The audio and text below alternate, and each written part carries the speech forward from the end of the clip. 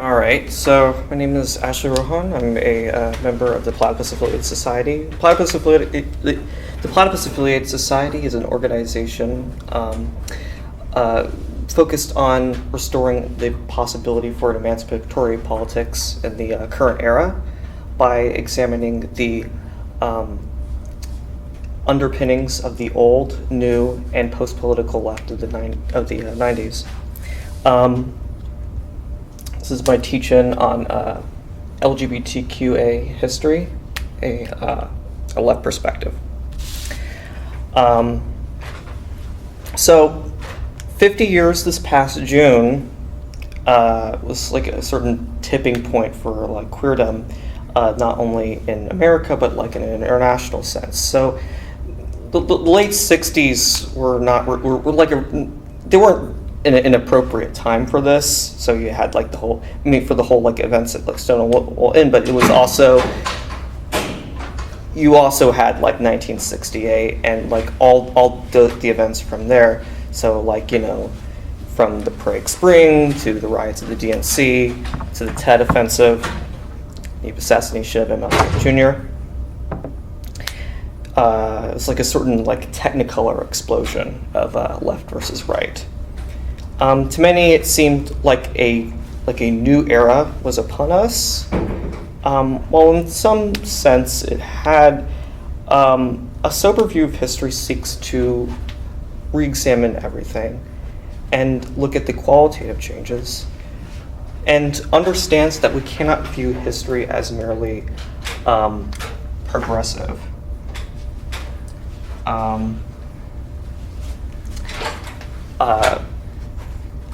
When we view history as progressive, it kind of absolves us of the need to kind of analyze and critique. And I would say the need, not merely the want, especially in regards to any sort of like political project. So where does the queer person place themselves in history?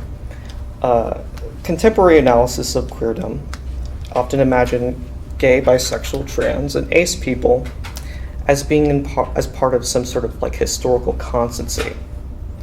In other words, we like to view ourselves as always having been there. Most queer people have familiarized themselves with few well-known ancient examples. The etymology of the word lesbian, of course, was the Grecian Isle of Lesbos, and who was Lesbos' most famous author, but Sappho. A certain reference is made to historical greats that are sort of inconclusively suspected of uncommon sexuality. So you have like Leonardo da Vinci, has been like sort of regarded as either like homosexual or aromantic. Some people like to like look at some of Shakespeare's sonnets and like suggest, oh, maybe he was bisexual.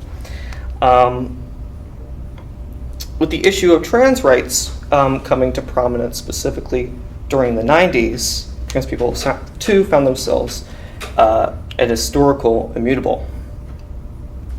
Looking to examples of gender deviance found in certain Aboriginal tribes across the world, especially that of Native Americans. Indeed, local to here in South Texas, you had the Karankawa people who had apparently developed a third non-binary gender. Modern Native American peoples have since the 90s proclaimed this sort of connection to this historical gender variance by against the binary by claiming this sort of unbellowed term two-spirit. In a sort of implicit concordance with the ideas of in historical constancy, when the issue of gay rights it became a more elevated political matter during the aughts. You had this liberal talking point of the gay gene.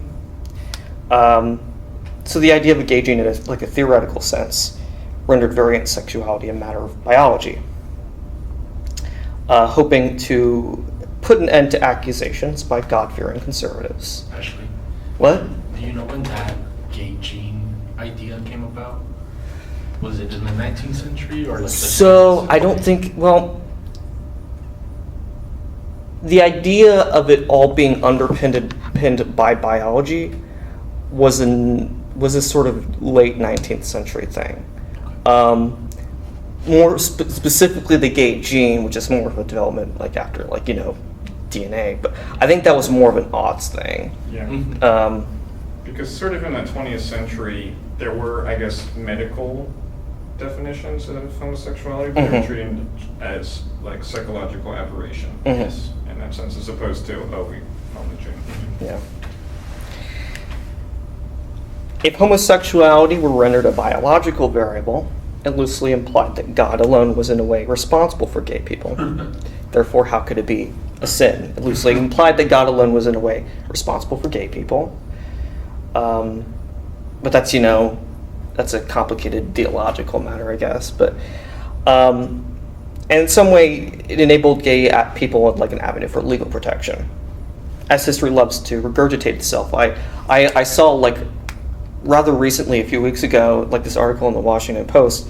There is no one gay gene, but genetics are linked to same-sex behavior, study says. I don't know. It's weird nonsense.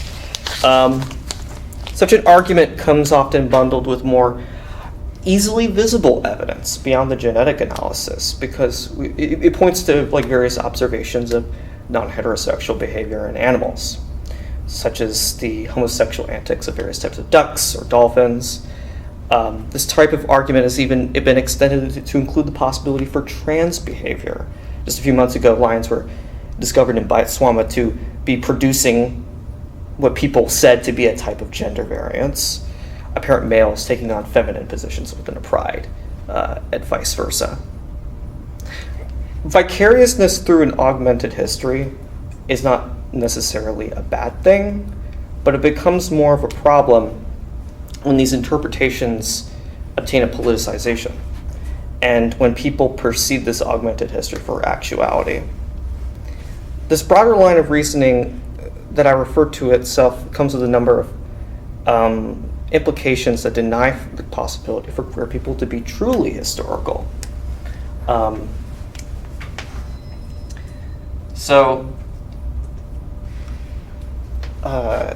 That is, for queerdom to be an actual development in history,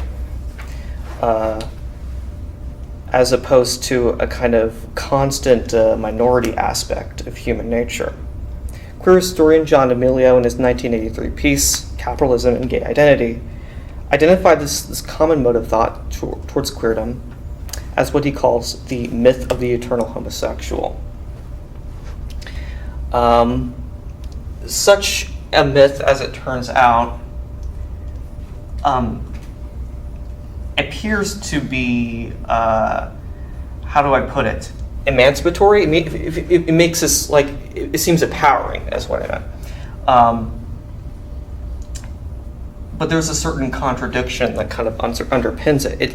Because it's even though it seems to emancipate, it actually doesn't, because it can be utilized as a justification for the repression of queers. Can you elaborate on this myth of the eternal homosexual? Yeah, so the myth of the eternal homosexual is what I was kind of referring to as this sort of the constant aspect of queers. So we were always there, animals were homosexual too, and so it's a constant sort of fraction. But this was actually used to repress. So this myth of the eternal homosexual. So I'm quoting from John D'Amelio. In the early 1970s, when we battled an ideology that either denied our existence or defined us as psychopathic individuals or freaks of nature, it was empowering to assert we are everywhere. But in recent years, it has confined us as surely as the most homophobic medical theories and locked our movement in place, end quote. D'Amelio separates the fragment of truth and combines it with a historical analysis, rendering distinct the idea of homosexual behavior versus identity.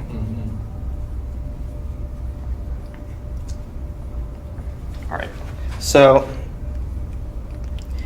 one can find examples of homosexual behavior in humanity throughout history, and the animals that I was referring to, there were examples of homosexual behavior. But it should be made clear that animals are creatures of instinct and impulse. It makes sense that most animals are compelled to reproduce, as evolution imprinted this trait. An animal hardly knows what it's doing when it participates in heterosexual behavior. But really the same should be said for when an animal participates in any kind of gay behavior. Does it know what it's doing? Should we really say that animals are conscious enough to have a concept of gender? Our biological ancestors could be regarded in kind. As society had developed, a primitive notion of gender too would also develop. But we must caution to understand how gender operated in a pre-bourgeoisified society versus that of in bourgeois society. So, difference of gender in pre-bourgeois versus bourgeois. Okay. So, for a large portion of ancient history, one might be able to see seedlings of future society and a greater consciousness of self, and thus a stronger notion of what gender actually is. But as ancient society was stuck in the mode of being and not becoming, and was still divided along lines of caste and estate, and so the society was also cut along lines of sex, in a manner that was in many ways more natural than human. Gender was effectively a caste of sorts, being associated with a specific type of predetermined labor. Such a phenomenon was even observable in societies that appeared to defy the traditional binary. So even a lot of these societies that had these sort of non-binary gender roles, these older ancient Aboriginal societies, but gender was still basically a caste. In ancient society, gender was really not an identity, because the true notion of identity to pre-bourgeois society had yet to be sublimated by the majority of people, if not everyone. Gender only really became to acquire a more decisive character with humanity's bourgeois revolution. Although aspects of one's identity can be beyond one's personal conscious control, for instance, gender, race, sexuality, aspects of which one might just as well view as stemming from a more ancient idea of freedom, it was only really through bourgeois freedom that identity really became identity. As bourgeois humans, the ancient freedom to be could no longer exist by itself. That notion is now intrinsically tied to the becoming. The attributes of any one person in ancient society has now become augmented in contemporary society. They have grown to be richer in content and, more importantly, qualitatively different. Especially in terms of gender and sexuality, we have begun to have the tools to realize aspects about ourselves where the ancients could not by virtue of repression. Not only in the immediate sense, where you had these suspected sodomites that would be burned at the stake in medieval Europe, but more importantly, in terms of being able to explore and understand oneself. The bourgeois notion of sexuality and gender speaks to something beyond mere nature. For this, it may be easier to say that current notions of sexuality and gender, independent of mere sex, did not substantially exist in pre-bourgeois society. Instead, they are fundamentally new constructions. A talking point of various homophobic reactionaries, especially in regards to queerdom, is that queers betray nature. But humanity has already been on this apparently sacrilegious path of betraying nature ever since Homo erectus was able to cast the first fire. In 1895, when the famed poet Oscar Wilde had become to be at the center of a retaliatory public investigation, Edward Bernstein, Marx's divergent socialist theoretician and member of the German SPD, the Democratic Socialist Party, remarked this of Wilde's predicament, and I quote here, "First of all, a few remarks on the expression we have chosen, abnormal sexual intercourse. This customary expression is well known. It is unnatural. But this leads itself to error, for what is not unnatural? Our entire cultural existence, our mode of life, from morning to night, is a constant offense against nature. against the original preconditions of our existence. If it was only a question of what is natural, then the word sexual excess would be no more objectionable than, say, writing a letter. For conducting social intercourse through the medium of the written word is far further removed from nature than any way as of yet known of satisfying the sexual urge.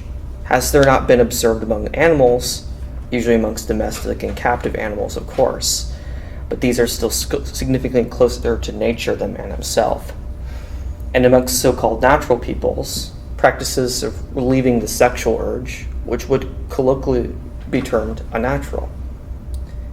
The conventional expression is as illogical, in this case, as the conventional verdict itself. End quote from Edward Bernstein's The Judgment of Abnormal Sexual Intercourse. Ironically, the theoretical roots of radical feminism in the 1960s skirted close to this concept in theory, but came to a regressive conclusion. Looking to Juliet Mitchell's criticism of the Radfem Manifesto, The Dialectic of Sex, by Shulamith Firestone. End quote. The historical basis is not the economic determinism of the classes, but the natural division of the sexes which precedes this. As a materialist, Firestone gives full weight to the objective physiological sexual differences. Her argument proceeds thus: there is no doubt that the male and female of the species are distinct. The distinction that counts is the ability to bear children. This is not just because it is socially exploited to oppress women, but because it is in itself a brutal, painful experience. Hence, the revolution is not just against a specific historical form of society, capitalism, but against nature and its untranscended manifestations in all human culture. However, Firestone's ultimate ideal of a hyper-androgynous future society is no more historical than it is dialectical. To say that sex dualism was the first oppression, that it underlies all oppression may be true, but this is a general non-specific truth. It is simplistic materialism. No more. After all, we can say that there has always been a master class and a servant class, but it does matter how these function, whether they are feudal landlords and peasants, capitalists and the working class, and so on. There have always been classes, as there have always been sexes. How did these operate with any given specific society? Without such knowledge, historical materialism, we have not the means of overcoming them. Nothing but this knowledge and revolutionary action based upon it determines the fate of technology towards freedom or towards 1984. End quote from Juliet Mitchell's Women, the Longest Revolution. So from a standpoint of freedom, the idea of liberating self from the bounds set by nature can be described as an affirmation of bourgeois right and humanity's potential to decide oneself. Firestone identifies the idea of emancipating oneself from the bounds of nature with the contrarian negation of it, as opposed to an idea of freedom in general, even as it derives itself from historical development from nature. In this sense, gay and trans people can be seen as affectations of human liberation and the human ability to render its own path in spite of natural oppression. In similar kind with cisgender women emancipating themselves from nature and social domination, but still be free to identify as women by virtue of freedom. The alternative proposed by Firestone appears a abject Borg-like homogeneity.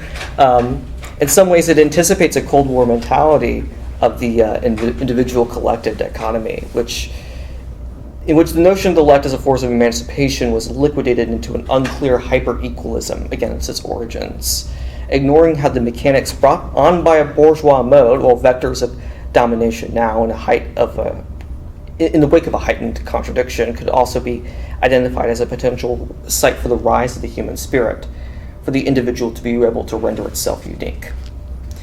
So John D'Amelio traces the development of the queer with the development from capitalism.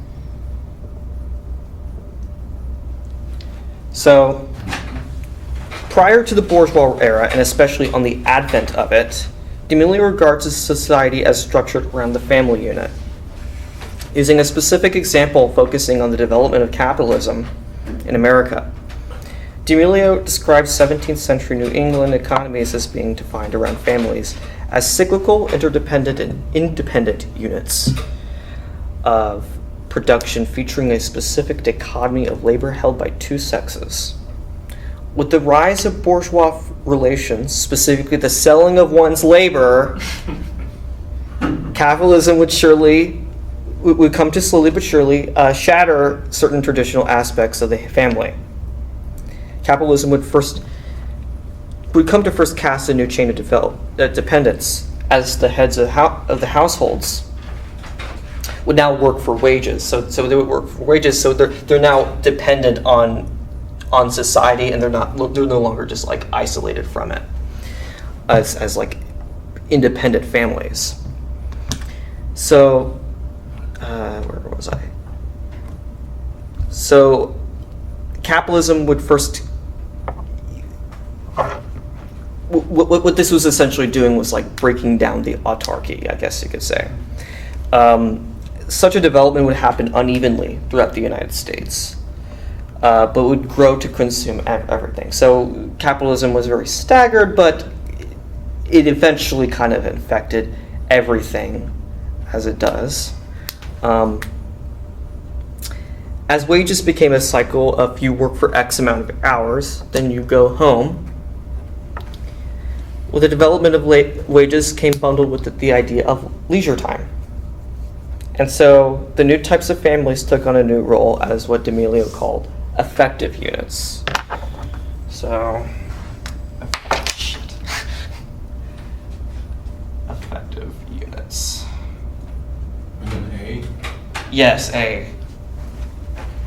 See, my handwriting's good over there. What's not good over there? So these units would come to formulate the conventional heterosexual family that we know today, making the notion of traditional families, as some reactionaries glorify, an actually more recent development than they would like to believe, and very much not a natural phenomenon. Sex, by virtue of capitalism, would find meaning beyond creating subunits of labor to support the household. Capitalism would grow to give heterosexuality its character, and followed by it, queerdom as well. In other words, the force that it had wrought into existence, family values, was the same family values, the really popular talking point for conservatives, or maybe at one point it was. That was the same force that brought into existence queer values, the gay identity. So outcroppings of queer behavior may have existed in ancient society with the immediate onset of the bourgeois era, but queer people had yet to seriously exist before the liberalization of society. It is not that certain authors and individuals of the ancient era hadn't participated in queer behavior. A few of them might have perhaps been regarded as skirting the outer edge of bourgeois relations from the inside of the wilderness of old society, but they still lived in the state of society that had not yet specialized enough en masse and come to craft contradictory mode of production in order to really be able to enable them to jump over that wall. Just as how people like to anthropomorphize animals, plants, and objects with human qualities far enough as if in reality these things actually seem to have human qualities, or they do not, so also do we seem to render a pre-bourgeois era and people as seeming bourgeois. It should be understood, however, that bourgeois society bites its own tail. It perpetuates a contradictory mode of thought. For as much as bourgeois society tried to uphold freedom, a hypocritical denial of freedom existed within the same breath. What were instances of ancient homophobia, for instance, those burning of gay people at the stake, which I referred to, but rooted primarily in religion and tribalism. But were Leviticus chapter 18 and chapter 20, the really popular things that people like point to in the Bible or the Torah or whatever, where it's like, thou shalt not lie with a man, is abomination or whatever. But what were these but like a primitive assertion Israel's character, the freedom to be, through contrasting itself with its neighbors. With the bourgeois revolutions, the old mode of homophobia gave root to a no mode. Ancient oppressions were ironically rejustified as being up to date, rationalized with a familiar talking point, to apparently combat relations against nature. In the pre-bourgeois Muscovite Rus, ancient Russian society was content with open homosexuality, much to the distaste of Christian travelers from the West.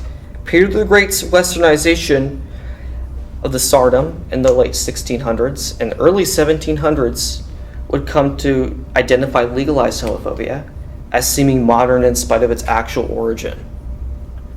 If capitalism came to formulate family values as well as gay values, why would family values remain the talking point against queerdom as they are? Sure enough, the rise of bourgeois relations had carried with it associations from the old age. But capitalism would just as well nix any aspects of ancient society in such a way that the ancients might have found it repulsive were they to enter into a time machine and be able to see with the modern era what it is. Moving closer to the modern era, the proletarianization of society would gradually weaken the family's social status and challenge the family's stature within society and within itself. The family is so critical to the development of capitalism as the surrounding structure of reproduction appeared a battleground. And so queerdom, among other things, some potentialities of freedom, some not, became the scapegoats for the state of deterioration and panic, mistaking the effect for the cause. Queerdom as a form of identity slowly but surely began to acquire mass in the 19th century, when it would be transformed by wage labor and enable people to make steps outside the traditional family object. So you had this sort of patron saint of the LGBTQ rights movement in Germany called Ulrichs. So he developed a primitive concept of gay identity, which he called the Uranian. So denoting, what he did was he denoted what time was this, Carl? So this is mid-19th century. Okay. All right. So this is Marx's time. Marx kind of directly even commented on this in an unfavorable way.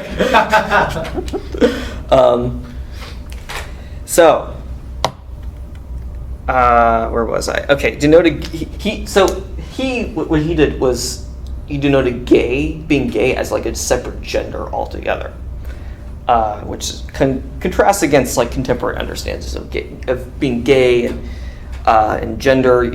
Gender and sexuality is well related, distinct matters. Yeah. So influenced by Oscar Wilde's Coming to Trial and his observations on the frequency of gay suicide, the queer physician Magnus Hirschfeld.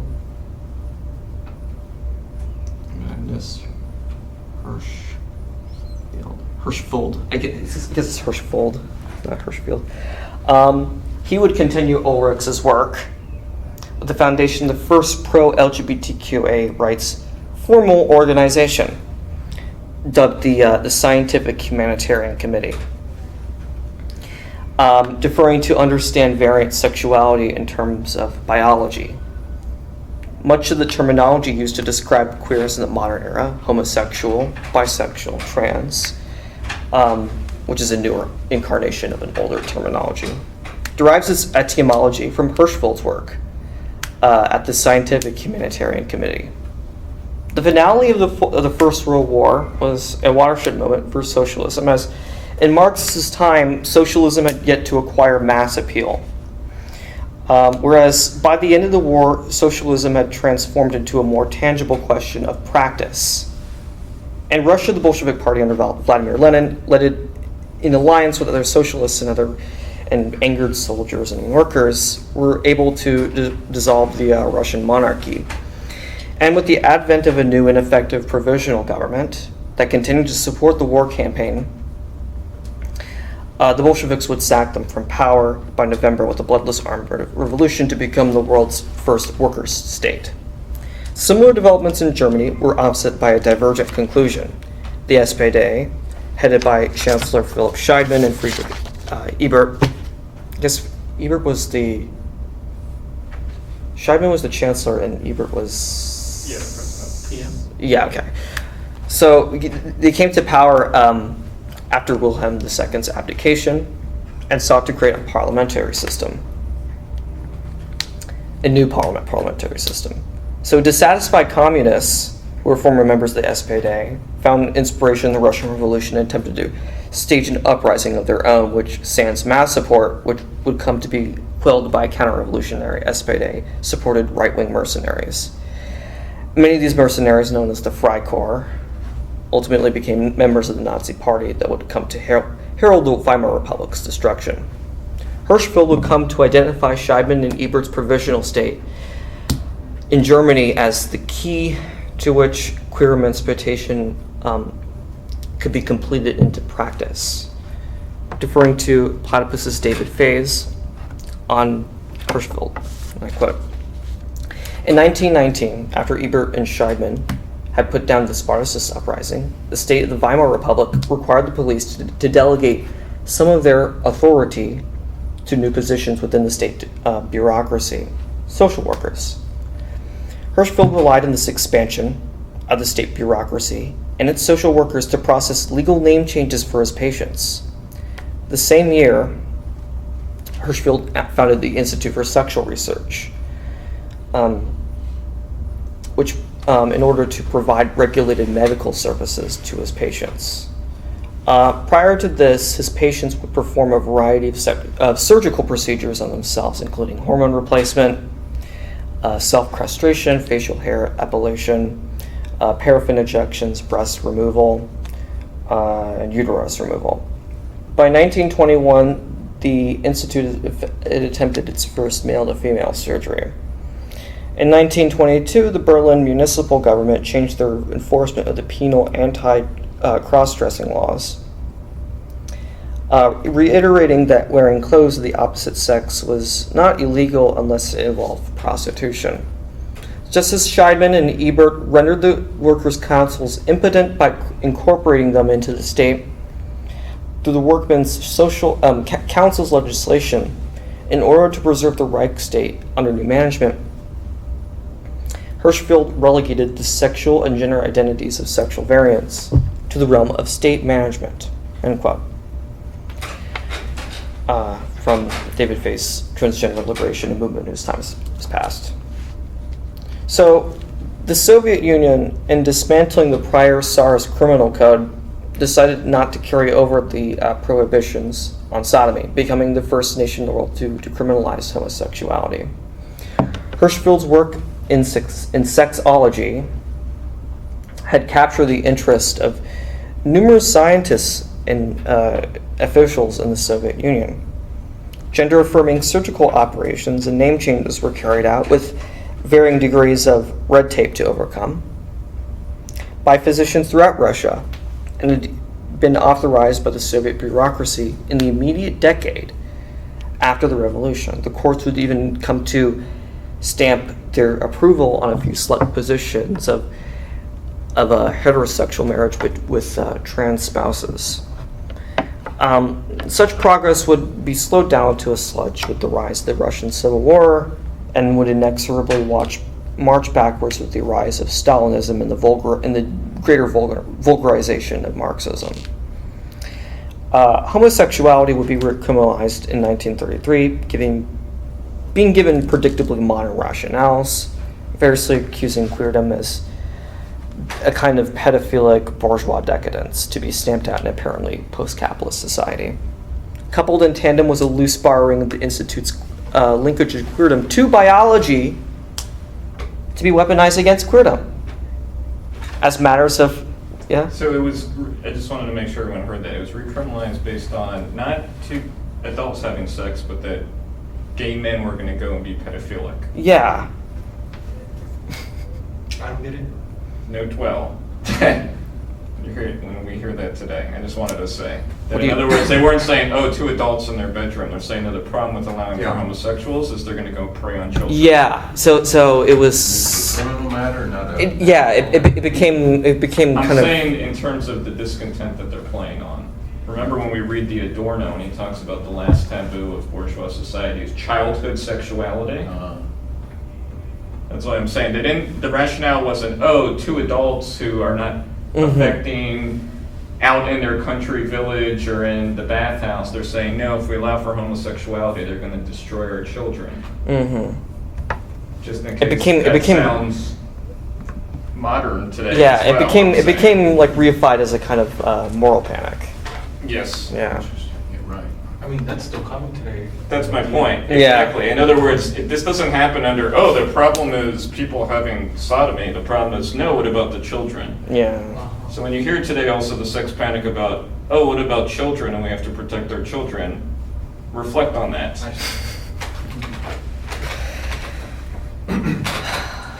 Coupled and tandem from this, with the whole like weaponization of using the institute's work of against queerdom, they kind of rationalized it as a sort of like as matters of like mental and genetic illness, I guess you could say, that should be cured from the masses, cured, quote unquote. I guess, sorry, let me just elaborate on my point. I guess what I want to say is a lot of the modern left takes up these old ways of old pejoratives today when they talk about different kinds of sexual acts in terms of, that's what my point I was trying to get across.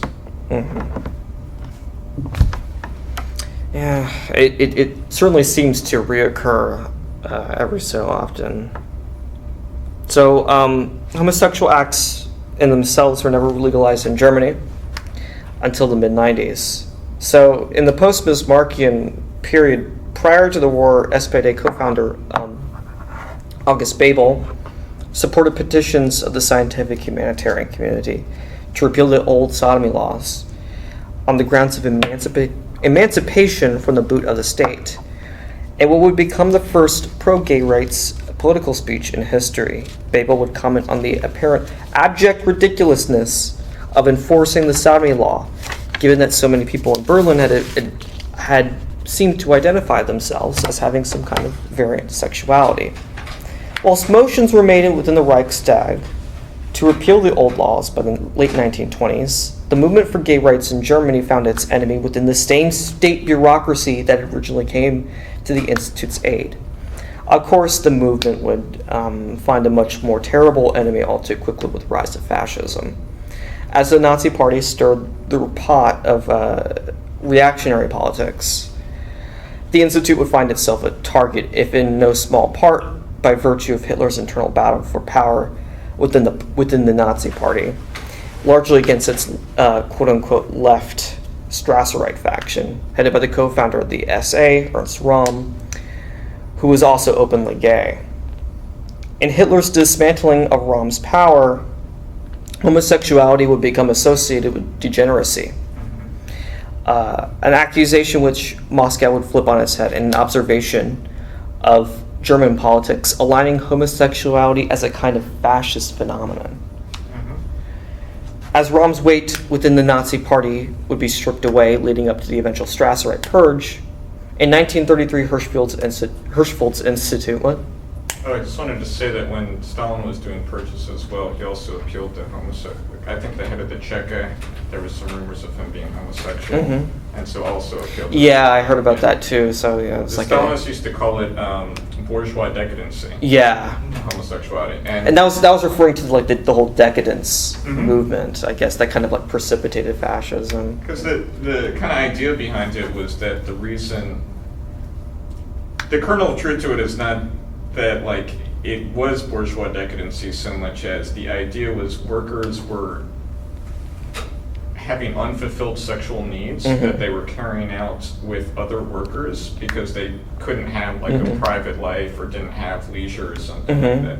For example, I know I always refer to my own vocational career, but I used to work on a cruise ship, and it was kind of an open secret that a lot of the people who work on a ship participated in kind of open homosexual relations, even though they were married and had children, because they were away for 11 months at a time, like that as well. So it was kind of one of these things that the old communist parties would say something along the lines of, they do that as a symptom of not being able to fulfill their voluntary sexual desires. Yeah. Yeah. I guess, like you mentioned, like at this point they forget that being able to express yourself like that was one of the emancipatory potentials of bourgeois society. Mm-hmm. So, in 1933, Hirschfeld's institute would be ransacked and destroyed by Nazi youth. And homophobia in Nazi Germany afterward will be dialed up to the eventual shipping of queers to concentration camps with the coming of the war. For as much oppression as queers would come to face during the war, ironically, it was World War II that provided the kind of mass mobilization of World War II would ironically provide an accidental means to accelerate queer relations, particularly in the United States.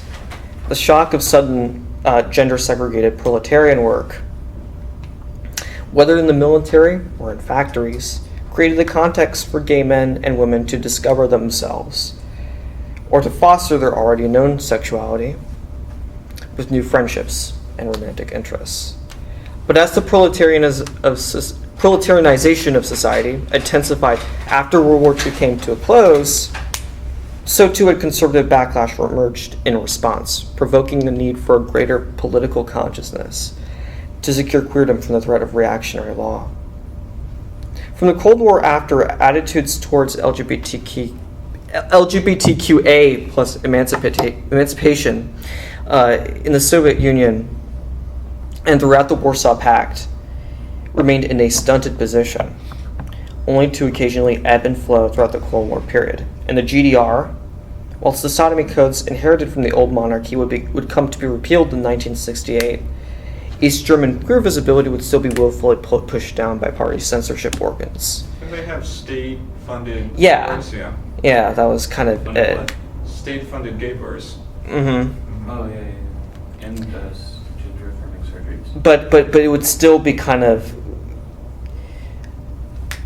It would still be kind of like kept a close eye on. Sure, you can look at this in all of history. In other words, in ancient Rome, they funded gay prostitution when they found population pressures. So there was periods in human history where there was sodomophilia, where it was not good to do procreative sex. So, these things can, and the popes of Europe would say, yeah, we need brothels in order to handle man's natural needs. So there's always a way in which it can be funded and also criticized as like a necessary evil at the same time.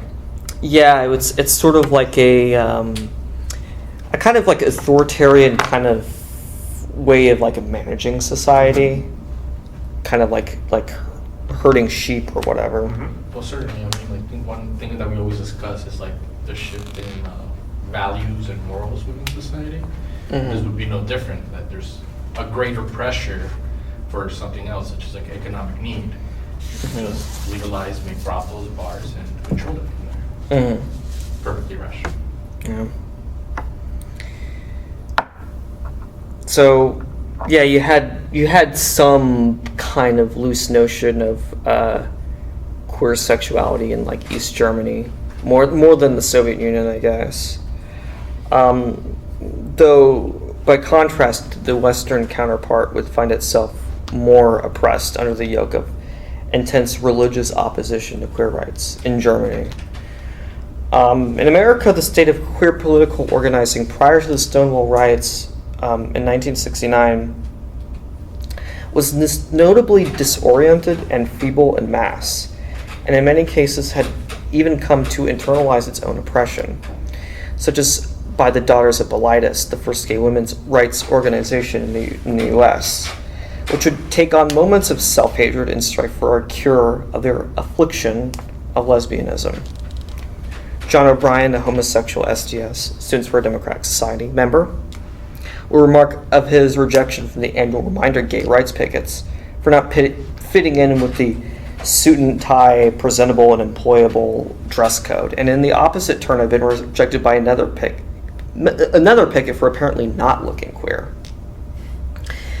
Founded by Ejecta from the CPUSA, Communist Party USA, and Henry Wallace's Progressive Party, the pro-queer Madison Society, would too find itself rocked by its own conservatism, permitting homophobes to speak at their events and increasingly pursuing liquidation of queer uniqueness for conformance into then current society.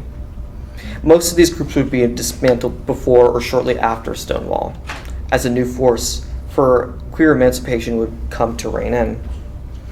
As American police grew to antagonize queers, whether in gay bars or their own homes, in tandem as queers came to develop themselves, and agitation grew to the point where queers could not simply sit by and watch themselves get crushed by the homophobic lackeys of the state, ergo Stonewall. The events at Christopher Street would come to resonate throughout the West, for queers themselves for obvious reasons, but also for non-queers who would come to understand that they could not simply ignore the existence of queers as some kind of minor abnormality anymore. Some on the left in America, or the very least those who were often regarded as being on the left, but that is a different story, had made it a point to extend support to the apparently new issue of queerdom, where prior they refused to even touch the issue. For instance, by 1970, Huey Newton of the Black Panthers, by virtue of the work of the gay fringe activist Jean Genet, suggested that maybe gay people were the most oppressed members of society. In the very weeks before Stonewall, O'Brien and another SDS member, Bill Katzenberg, had begun homosexual discussion groups for the SDS at an anti-establishment school not too far from the Stonewall Inn. When you typically read anything about gay history in America, you have something like this. You kind of have Stonewall in like the 60s, late 60s. And then you start to have gains, whatever that means, in the 1970s. You had the whole Harvey Milk thing. Yeah, in Houston it was Anita Bryant. What? Protest. In Houston it was the Anita Bryant. Yeah. It was pretty big. That was very big.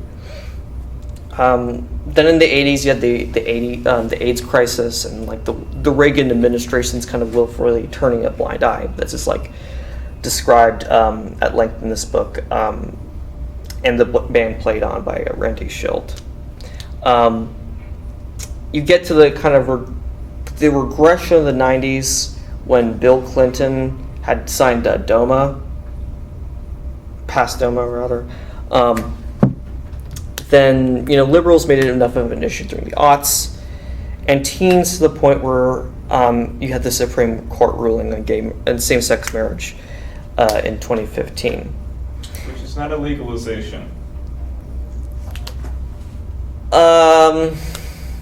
What do you mean by that? Legalization would be a law. Okay, yeah. So it's a ruling that it's a ruling, not that a law. basically the federal government is not going to It's the interpretation. The reason I say that is because, Kim Davis, the woman who wouldn't give the marriage license, Mm-hmm. this is how, judicial rulings are a way of kind of micromanaging society, because you can say, well, the federal government is not going to do anything about it, but we're also not going to force someone to have to carry out their job. And that was here in Houston too, right? That was in Tennessee, I believe. Yeah. Oh, I thought that was, I don't know. Maybe I heard wrong. Kentucky. I get your point, but in a way, it's a mandate for insurance companies to honor the benefits of their customers, right? So that gay married people have to be covered the same as heterosexually married people. Well, I was thinking. So no, I get your point. It's not the law itself, but it acts in a legal way. Well, yeah, There's no question. Well, because look, in terms of any law, there's a judgment. That's what a judge is. And so by there being a Supreme Court ruling, it comes down from the top court of the country to all the other courts about how they shall do rulings, and if not, it will be overturned by the Supreme Court. But a law is like, no, now this is on the books, and now the executives have to uphold it, even if they then even if a personal executive official is homophobic. Was actually the issue with the Soviet Union. So Yeah. so they actually just like omitted the restriction on same-sex activity from their code. They didn't explicitly like affirm it. So that's kind of why it was in the kind of nebulous area where there was like you kind of had to deal with the Soviets Kinda like and all don't that. ask, don't tell. Well, no, it's more like what the ends of bourgeois emancipation were, which was always negative. Yeah. So, one of the things I was hoping you would talk about is also, I think you actually kind of talked about this, but was sexuality versus behavior and sexuality as being a modern thing. But, Yeah. Yeah, I guess you have talked about that, but I did talk about that a little bit, but so I mean, looking at the history from the '60s to now, viewed in like simple terms, even in spite of DOMA, it's far too easy for current queers to identify with the Democratic Party, and of which I cannot entirely blame them, since everyone is like so highly symptomatic of an expired left. But But it isn't used to, for sure. yeah, definitely. I mean, With, you go. I mean, if you went to those people in the library for that, they were having like some panel for like the National Coming Out Day. If you asked them who they would vote for, yeah, they would say they would vote like Democrat Turner, or Whitmire, Parker Turner. yeah. The underlying reality for queer emancipation from the '70s onward, from an actual point of view, was like it was massively marred over like an internal struggle over identity politics. In many ways, this is not even that surprising, considering the political situation precipitating Stonewall. Only that it had taken on new forms and new questions. The rise of second-wave feminism, and more specifically lesbian feminism, which internally would devolve over questions over the ethicality of pornography in the later half of the '70s, had seen lesbians butt heads with gay men and transgender people throughout the decade. If it was not entirely clear before 1969, by the 1970s it was certain that identity politics had cut lines in the movement, an issue that would not only grow, but grow in such a way that contemporary forms of identity politics would become ignorant of its historical property. So for the feminist movement, after Schulman Firestone's exit from political authorship, the direction the radical feminist subset, remaining unclear, would melt into misandric, Stalinistic variations. For instance, Valerie Salonis's Scum Manifesto would notoriously argue towards a female-exclusive utopia. cutting up men. Yeah, killing men. Yeah, just kill them all. Solve everything. We have a supporter here. Yeah. Get out. So after the 90s, radical feminism found a new spirit in repivoting itself from a patriarchal critique to a more narrow antagonization of trans people, especially trans women, but sometimes extended to trans men who their rationale is that they would argue like that they had like betrayed their femininity or something like that.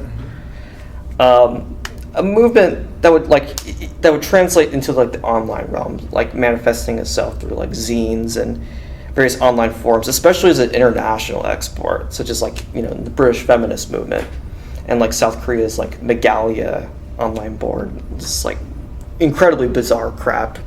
Don't read about it.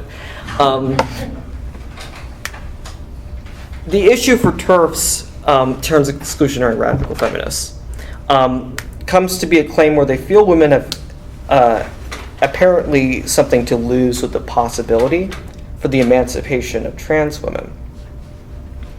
For this, radical feminists seem to renege on their prior glorification of future female emancipation and deviate to a kind of protectionist argument.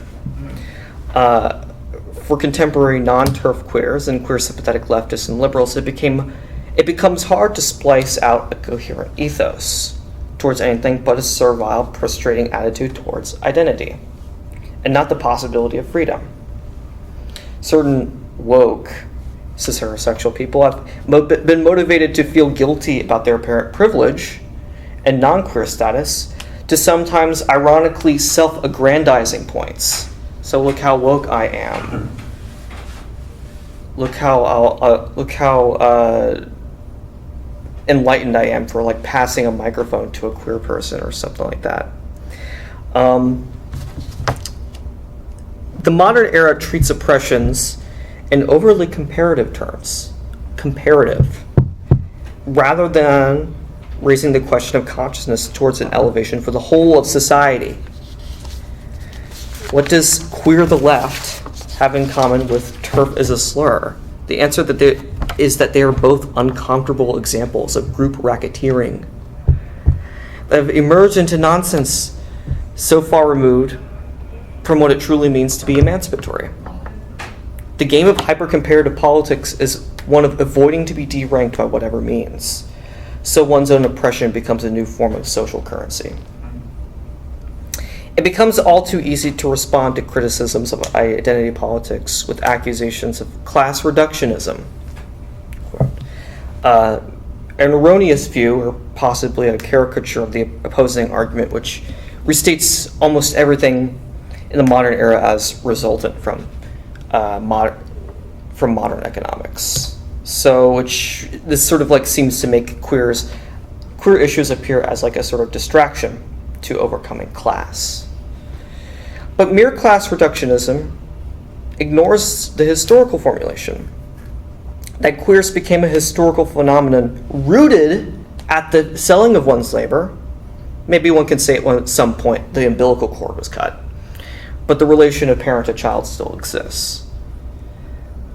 A political project brought on by a revolutionary party for the left would not be merely one of class, but utilizing class as a common agent or structure espoused by you, me, and everyone, on which to elaborate a freer society.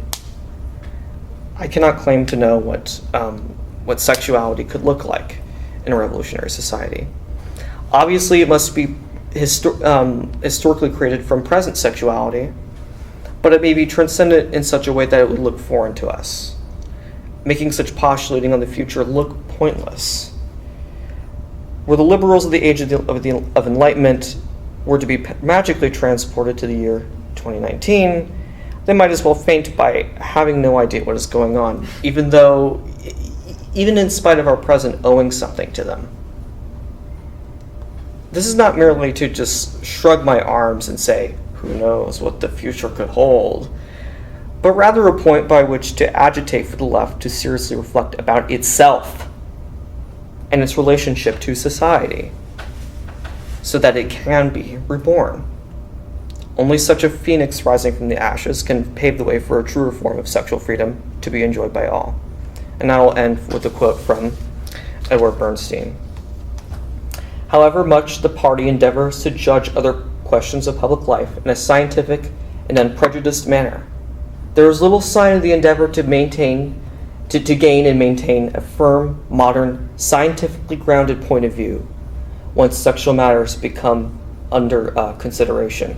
There is more prejudging than judging, and extreme libertarianism, barred from philosophical radicalisms, alternatives with an almost pharisaical, ultra-Puritan morality.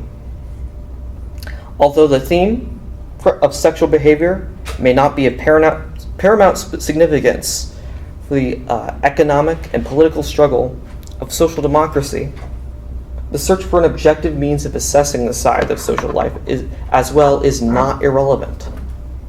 It is necessary to discard judgments based on more or less arbitrary moral concepts in favor of a point of view deriving from scientific experience. The party is strong enough today to influence the shape of state law. Its speakers and its press influence both public opinion and members and their contracts. Thus, the party already has a certain responsibility for what happens today. All right. Yeah, Yes. I have have a few comments. So I just wanted to go off of the last points that you were raising. So I have to make sure I remember all of them. But the first thing in terms of TERF, I think we've talked about this. This is the trans exclusionary radical feminist. This is the term that has been used for. It's really like kind of second generation feminists who, like Germaine Greer is one of these examples of people who said that they don't recognize, I forget the exact controversy, but I guess they don't recognize trans women as women. I think that was the basis. And, you made a lot of good points about how, the only way to really exist under capitalism is you have to adapt to it. And so any social movement that starts off in opposition is inevitably going to become a racket. It's inevitably going to gain some kind of social currency. And one of the readings that we do in the New Left kind of period is Adolph Reed's Black Particularity Reconsidered. And he, that's more on the question of race in the US, but he has a comment, a kind of throwaway comment where he says the women's movement, the LGBT movement are photocopies of what happened to the Black movement, for the black political movement as well. In other words, that, he says in Gary, Indiana, 1972 was the consolidation of a quote-unquote black politics, which deviates from the original ends of, let's say, the civil rights movement of just emancipation, and the most radical ends of being the emancipation from race, even. Yes. Right? Like, this is the whole point of kind of the idea behind socialism is the emancipation from gender, sexuality, race, the whole thing. And the reason I mention that is because, I guess maybe you heard me slightly quipping in the background, is that in the French Revolution, the first French Revolution, the only thing they kind of did was just remove laws on sodomy and cross-dressing, for example. This is the 1791 National Convention.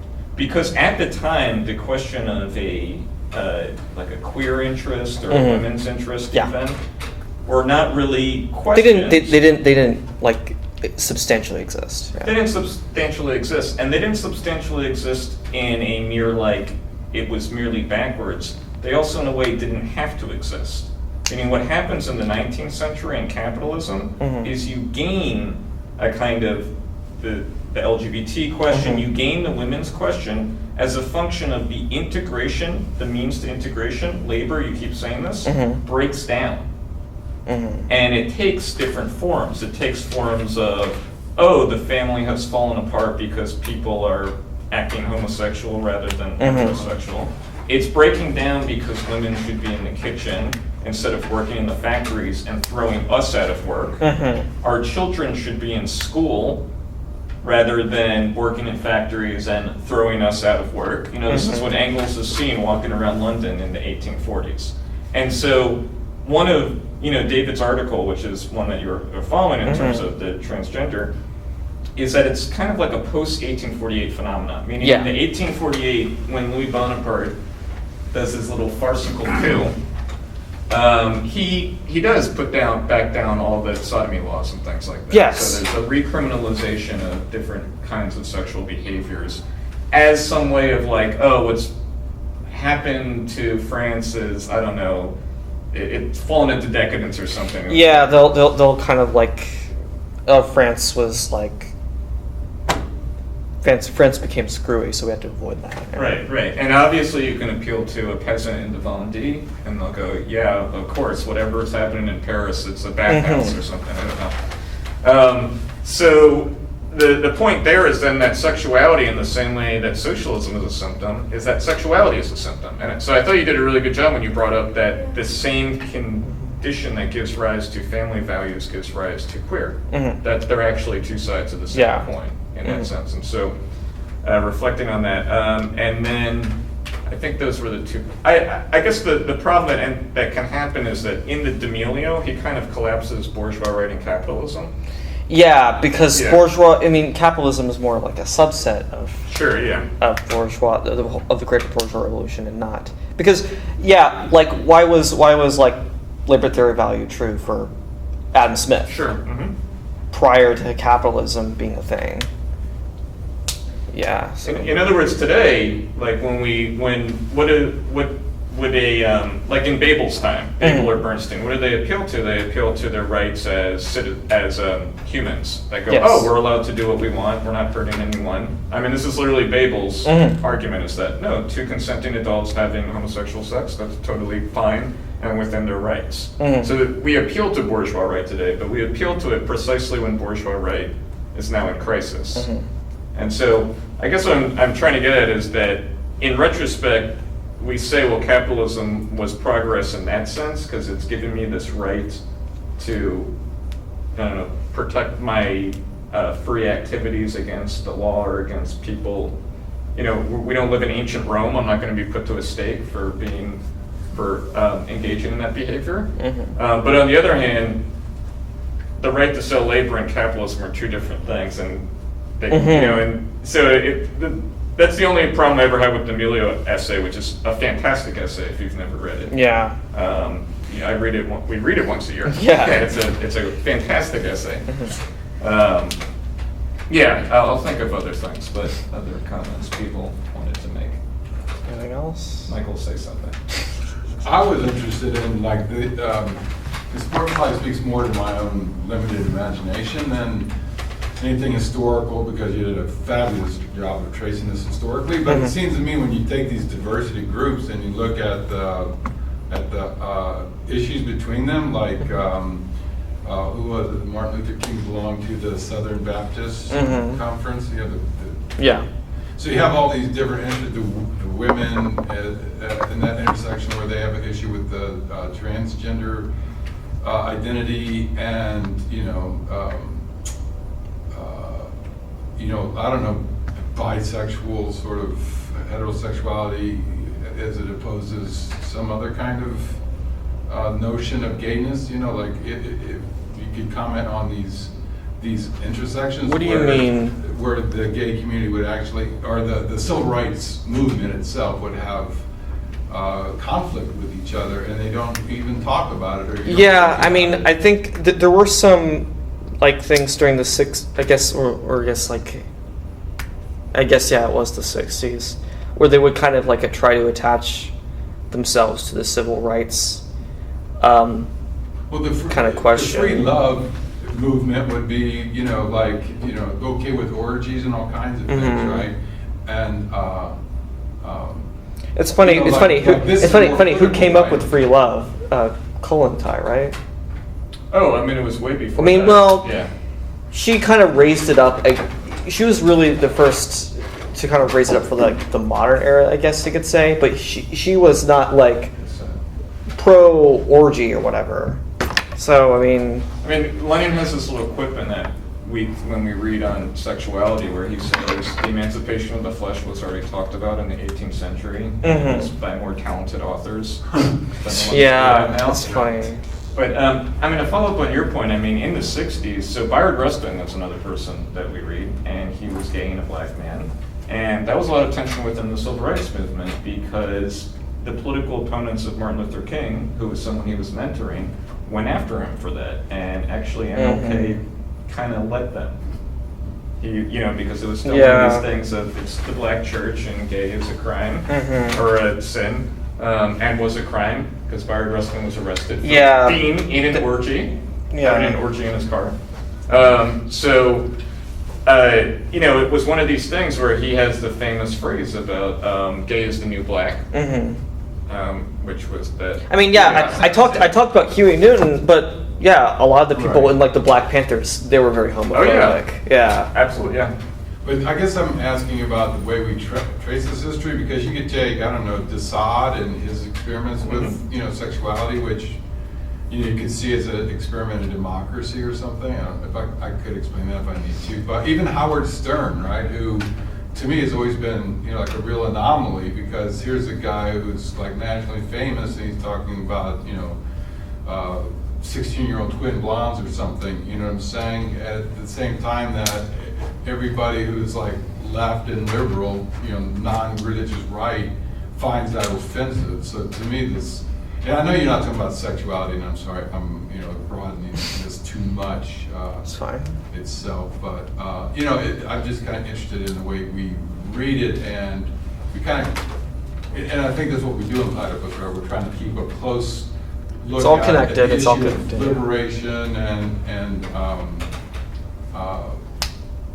political movements and things like that, and not really speculate on why doesn't the black church in the Democratic Party stand up against the gay political wing of the same party. May I point out about something? I know I missed a lot of Mm-hmm. this, but And it'll be recorded, so. yeah, I'll listen to it.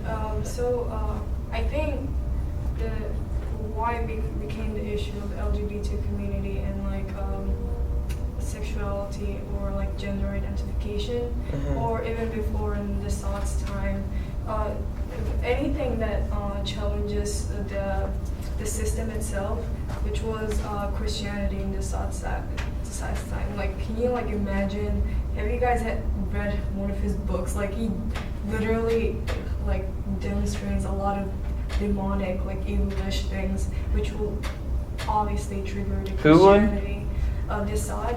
Where Okay, like, yeah. Where he wrote a book about a nun, like, you know, fucking with the little girls and all that. So Yeah. it's very like triggering to the Christianity. And in our times, being a transgender person is triggering to the TERFs, of course, because Yeah. they're feminists, radical feminists, Mhm. because of the like oppression of women. Mhm. And when a guy goes like, okay, now I'm gonna be a woman, they're like, Mhm. I don't even get to be a woman. How like Yeah. this is a privilege, and then it triggers them. Yeah. And then it's They're doing that because they feel their racket is threatened. yeah, it's coming from like they don't recognize transgender people as like women, like feminine, because like it challenges the capitalist gender roles. Mhm. And when it challenges the Yeah. capitalism, they're like, okay, even way before, like right now you see on the ads and everything, how they sell things to the feminine, to the masculine, and to the all that. And it's gonna challenge all their like economical, I don't know. Before you were here, I talked about Firestone, and she was kind of the kind of one of the early authors of the radical feminist movement. But her like opinion was actually a little bit different because she wanted everybody just to be hyper androgynous. Everyone. She wanted to basically eliminate gender. So like the idea of someone really being a male, really being distinct from a female, man and women, You're talking about roles. would be essentially invalidated. Well, I think it's. But that kind of, like, the fell only apart, reason actually. that their anger is coming from is just because they are fucking liberals. They just wanna create their utopian where everyone is nice to each other society, and still in a capitalist system. They don't recognize communism or any other like revolution as a way to solve things. So they're like in that stupid little perspective, they're trying to fix the issue where the issue itself is coming from capitalistic system of living. Because women had to be in the houses.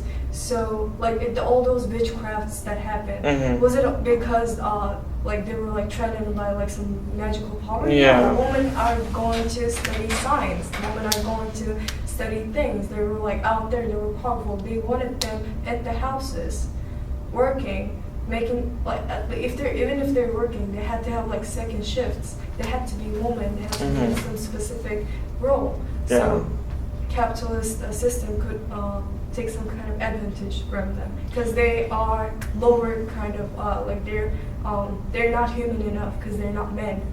I mean, yeah, they're not looking at like capitalism is deteriorating all these sort of traditional roles, and they're not really seeing capitalism as sort of the underpinning. I was Yeah, I see. Danny. Can I finish real quick? Yeah, Because sure. I'm gonna forget. I was listening about Stonewall Jijek's opinion about LGBTQ.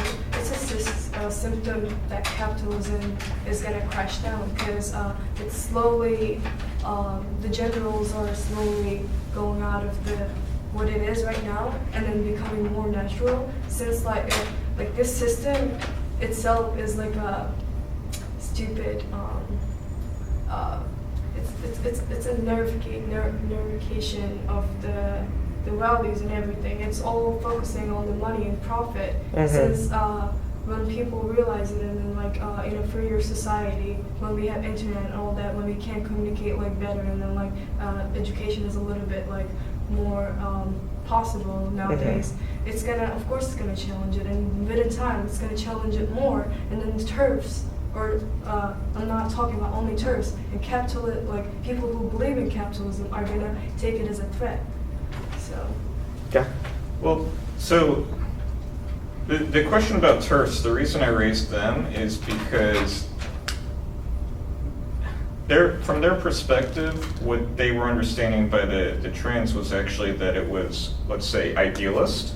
Do you understand what I mean by that? That someone was just deciding. Whereas the kind of old feminist view is that I'm assigned to this gender role by society. I'm forced into this.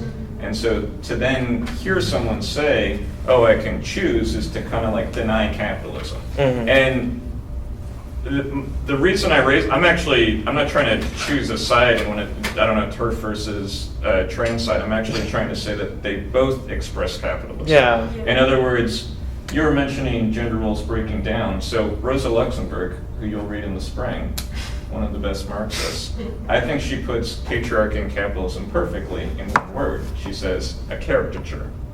Meaning, on the one hand, patriarchy seems to come back in capitalism worse than before. On the other hand, gender roles are actually always being destroyed, and they were being destroyed in Marx and Engels' time. It's right there in the Communist Manifesto.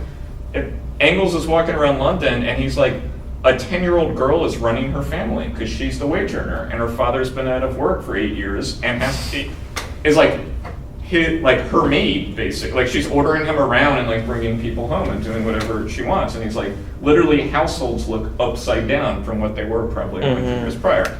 So the reason I raise this is to get at the contradiction of gender and sexuality in capitalism, meaning people feel the need to adopt a sexuality, adopt a gender.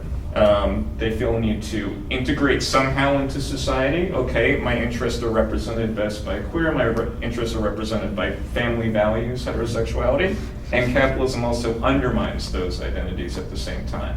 And that's why, however woke any of you in this room feel right now, you may feel you're like the best person, there are new genders and sexualities that you literally cannot see that 10 years from now are going to be telling you that you were totally asleep at the wheel and oppressing and stuff like that. Right. Probably we are. But that becomes the problem right there, which is that it's not that straightforward of a history. It rather expresses the contradiction of capitalism, which is what the TERFs are experiencing is actually the success of feminism. Meaning that now the success of feminism in a way has put it where it's like, oh, okay, now there's another group that is oppressed. But the whole feminist perspective was always there is a group that's subordinated. And so then it becomes this position where, like you were saying, they have some kind of social capital that's behind how they've made their gains in society. And on the other hand, it's like, They're at odds. yeah, it's a in other words, being successful in capitalism is a contradiction. You know, this is why sexual emancipation becomes contradictory. I want to kind of add the whole kind of like, I guess, wokeness, I guess, with like queer relations is not an exclusively liberal thing. It's espoused by people that don't like the Democratic Party, but are essentially vestiges of it. And so that's where you get the whole queer the left thing, which is like where we're not good enough for like queer, so we need to like really transform the left in such a way that it has become queered. But this is that's just another devolution into identity politics. So I kind of into that last part you were talking about. Could you explain a little bit more, or like correct me, how you mentioned like the rise of these like family values and morals arose with queerdom or were related to each other in its rise? You mentioned it during your talk. what happened was, in history, the family was purely this independent work unit. Yeah, it's a productive unit. It had no sort of like cohesive values, really, besides that it needed to support itself. Producing children. Producing children. So men and women were in the family, and children, I guess, too, were delegated to a specific type of work. They had their own caste within the context of the family. Quite right. When wage labor happened, when you had these like effective units, you have this new possibility where, okay, we need to actually, they're not consciously thinking this, but family, the values need to form. And so in the same sense, capitalism, or rather the whole arc of the bourgeois revolution, gave it espoused upon it like a new kind of consciousness for the family. So the family took on a new meaning. And that's where also the kind of the flashpoint for where queerdom was able to, arise from. So let me stop you so I can kind of grasp the idea. Mhm. Is it that, when capitalism comes into history, like Danny mentions, the familial union gets turned around. Mm-hmm. And so is this the time when people are like, well, no, like, I'm the man, so I should be in charge of the household? That didn't quite happen yet Okay. until really the 20th century. Okay. When industrial labor started off, it was considered effeminate. So to go and work in a factory was considered feminine. And the kernel of truth behind that it was mainly 10-year-old girls because they couldn't be in school and you couldn't work on the farm with your dad, and they were like, well, we'll send you into the city. And then the father's farm goes under, and then your 10-year-old daughter has the entire wealth in the family. And the father's like, yeah, and she, like, Engels has all these funny stories of just like, they're really funny. But, You see actually repeated that in the development of oh yeah, computers. Mhm. Like a lot of the early computer programmers were women, and then it became more of a man's thing. When it gains success. Yeah, when it gained success. Yeah, when it's oh, we can make money off of it. Yeah. it happens in India because a lot of the Yeah. caste system has relegated men to jobs that are now kind of obsolete, and so the new tech jobs are taken up by women. And then but this is why again, we always have to, when people talk about patriarchy as if it's the cause in capitalism, but it's also the effect. It's reproduced by it, or produced by it. Yeah. It's a symptom because people respond to things by going, oh, well, the problem is the woman should have never left the home or something like Mhm. that. Yeah. Yeah. And so how does a queerdom arise from these family value norms? Or Well- are they connected? When we stop, when the family stopped being this sort of independent work body, and you started to have wage labor, you had the whole reflection of people within themselves and within the family. And well, that too raised the question of, well, if you have some sort of uncommon sexuality, that leisure time gives you the sort of means to be able to explore it. Now, this wasn't immediate. This really started to happen, I guess, the later half of the 19th century towards, I guess, the 20th century. And especially it was kind of really catalyzed, like I said, by World War II. It was a little bit deferred since, I guess, you could claim that, well, heterosexuality had been the sort of constant factor that had determined everything. So it took a while for the sort of minority aspect to become relevant and for people to become more conscious of it. But it was still a product of the same kind of, it still had its underpinnings in the bourgeois revolution. I see, because current day we have, the whole dichotomy between the family and queers, I suppose, queer Mhm. society. But I guess these two So can we say that these two phenomena in the 19th century arose independently and not through each other? It was the separation of the family, meaning gender, sexuality, and like Julia Mitchell's really good on this in her essay, which is that before there really just was a family, and now what we refer to as gender and sexuality and even production, because production was family specific, like we talk about. I mean, I always mention this to my undergrads, which is the first economics is xenophone, economia, which is about the household economy. So in other words, the economy, gender, and sexuality all come from the same unit separating out. And that ends up turning the remaining aspect into like, oh, so what happens at the home if it's not where there's production? It's, well, people have intimate life there. They have personal life. And you have all these people who are all of a sudden new rich in a new kind of production. I mean, literally what happened is, I think this is also to relate it to the fascism. Where does a lot of homophobia and misogyny come from? It's because it's identified with the proletariat. Because the women's question is coming out of the proletarianization of society. Rising homophobia is coming out of the proletarianization of society. So a lot of this is a point that Reich makes all the time, which is a lot of the anti-homosexual, anti-women stuff of the fascists is actually anti-lower class, because it's identified, like in other words, the class is identified as queer and women.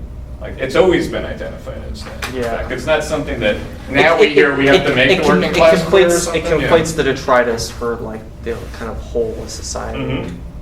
I think Michael had a question. Yeah, I wanted to talk about the institutionalization of the politics. That's not going like since the 70s. So I guess my experience was in the early 70s. I went to a boarding school, which was run by priests. So like Angels. Well, that's Angels are Houston. real. They're more conservative. These priests were actually practicing. I guess you'd call them gay men now, but back then it wasn't even gay. I mean, it was just understood at the school that some boys liked each other, you know, some priests liked each other. And so like, even before like 1975, I came across this idea that the American Medical Association had called it an illness. Now, what I'm realizing is... Yeah, what happened was like a lot of like queer people would like come to like protest at their panels and like events, conventions, and then eventually got like, I think it got removed from the like. And that's pretty crazy if you think about how far like the correctness came in the 80s. To think that as late as the late 70s, like the institutions had, like did you find anything where there was an actual hostility in the institution? We were talking about the movementism, right? But what about the schools? Right? Yeah. Shock therapy. I mean, you used to think that gay men had a psychological aberration, and there were a lot of, unfortunately, I guess in the 50s, people committed because they were put into shock therapy, into like a quasi-vegetative state because of their actions that were done. I mean, D'Amelio is fantastic in the last paragraph when he turns exactly what is used against LGBT on its head and turns it into a freedom question. Because he says, oh, we should be the vanguards of non-procreative sex, whereas the whole thing is, oh, it's not natural, it's not procreative sex. He's like, exactly. Exactly. It's Yeah. freedom. Yeah. Which It's would not completely natural, flip ergo the biological thing, yeah. I don't know what to say on the whole like institutionalization of the things. I think so quickly, right? I think Democratic Party. yeah, it becomes, I guess, sort of, it becomes a spouse with the Democratic Party. But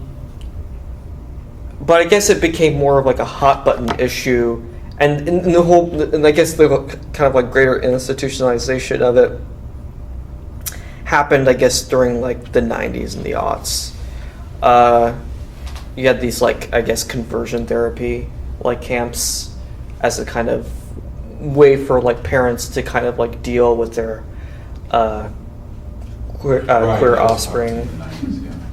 I mean, basically, what's one way of understanding neoliberalism is that it's the continuation and change of the Keynesian Fordist Mhm. setup of the mid 20th century, right? And okay, one way of characterizing it that I like to do is it's a leave it to beaver. It's very homogenous. It's everybody's heterosexual, everybody's white. Mhm. And the thing that happens in neoliberalism is it's not the reversal of that, but it's a change with the continuity. So this is the Adolf Reed point of it's the institutionalization of race, gender, and sexuality. It's, as he puts it, the cretinization of the state. Right, I was gonna say normalizing, but yeah. Right, so now how people think of politics in a sociological authoritarian fashion. Yeah. They go, oh, I'm gay, so I must have gay interests. I'm black, I must have black interests. I was raised Jewish, people were like, oh, you must support Israel. Mm-hmm. Yeah. Oh, you like Jewish bands? I like what? The music band we mentioned the other time. We were in Duke. Oh, I like Jewish men. Okay, I get. All right, No, but like, bands. see, it's the authoritarian Bands. bands. Yeah, Oh, music band, remember? I don't know any. I'm uncultured. We totally went to that day. Shut up. okay. Well, my point is that this is the kind of authoritarianism. And in fact, there's a great article that was just written by. It's on The Wages of Whiteness by David Rodinger, that was published on, I think, Non-Site, where he goes, basically people think in neoliberalism, they think of your politics as determined by your sociology. Mhm. They get upset Yeah. when you kind of move past their racket, really. They do. You're a traitor. Yeah. What Race did Madam- trader, what did Madam class Albright trader, etc. What did Madam Albright Sex say? trader. But if you don't What fit did into Madam Albright the vote for organ Hillary? surviving capitalism. Yay. Oh my god. Like, Yeah, I think that is us. Is it us? Is that a fire Is alarm? that a fire alarm? Let me check. I swear I smoked outside. All right. Oh my god. Sorry, everybody.